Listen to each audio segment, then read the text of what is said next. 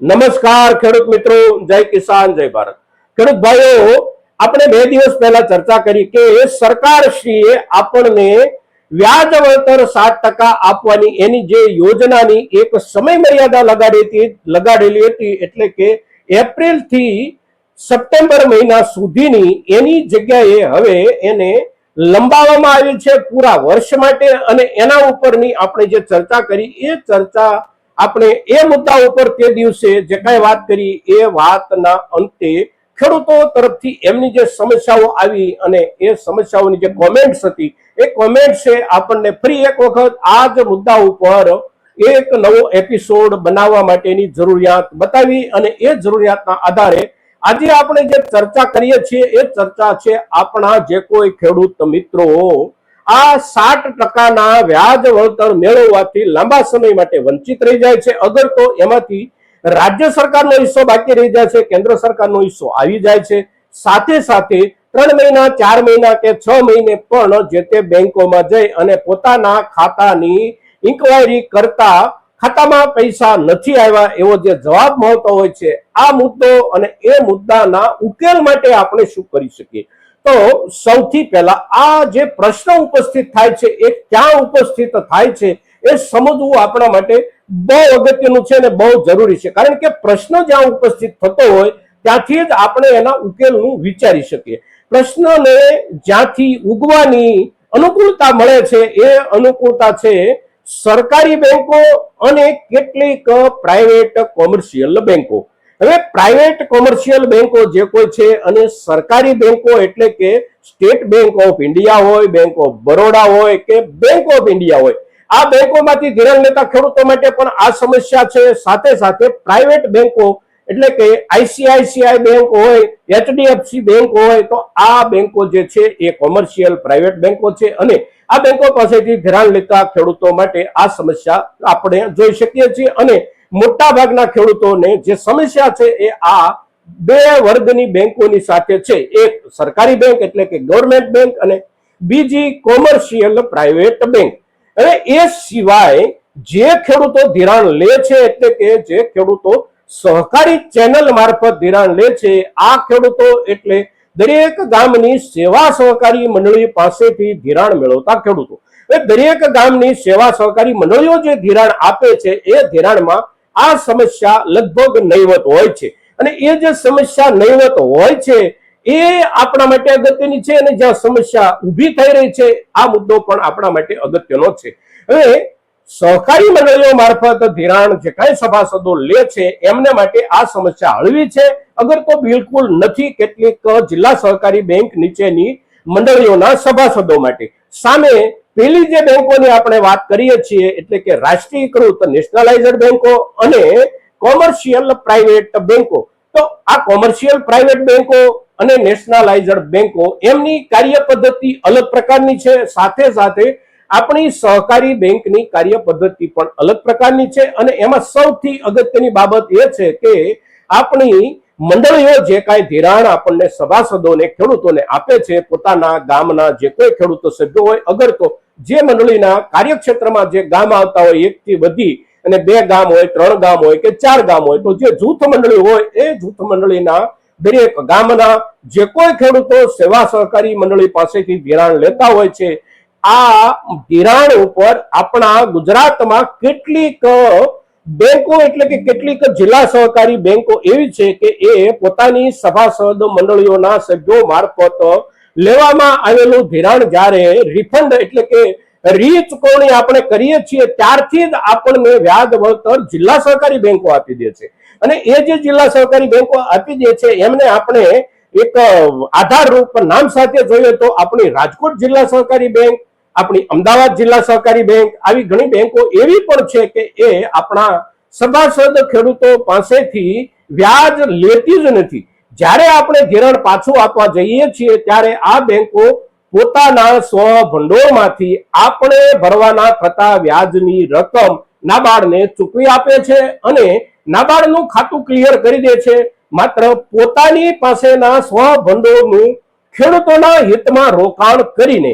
અને તેથી આપણો જે ખેડૂત સમુદાય છે એ આવી બેંકોની નીચે આવતી સહકારી મંડળીઓ પાસેથી ધિરાણ લેતા ખેડૂત સમુદાયે ચૂકવણી કરતી વખતે પણ વ્યાજ આપવાનું જ નથી હોતું, એટલે એમને માટે રિફંડનો સવાલ જ નથી ઉપસ્થિત થતો.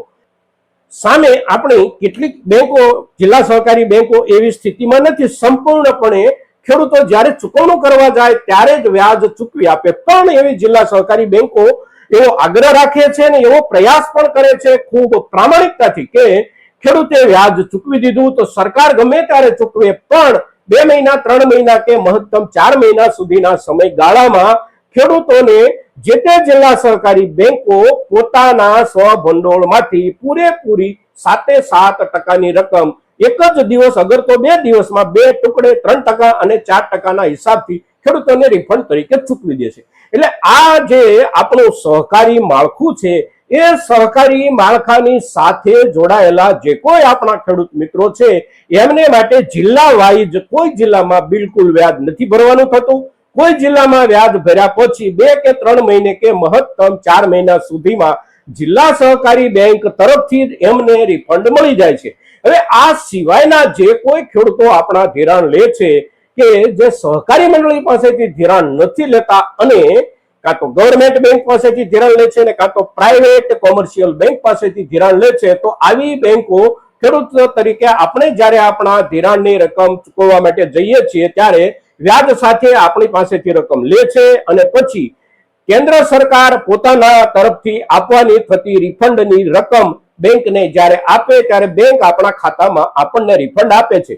હવે કેન્દ્ર સરકારે આપી દીધું અને રાજ્ય સરકારનો હિસ્સો બાકી રહી ગયો તો એ હિસ્સો બાકી રહી જાય છે.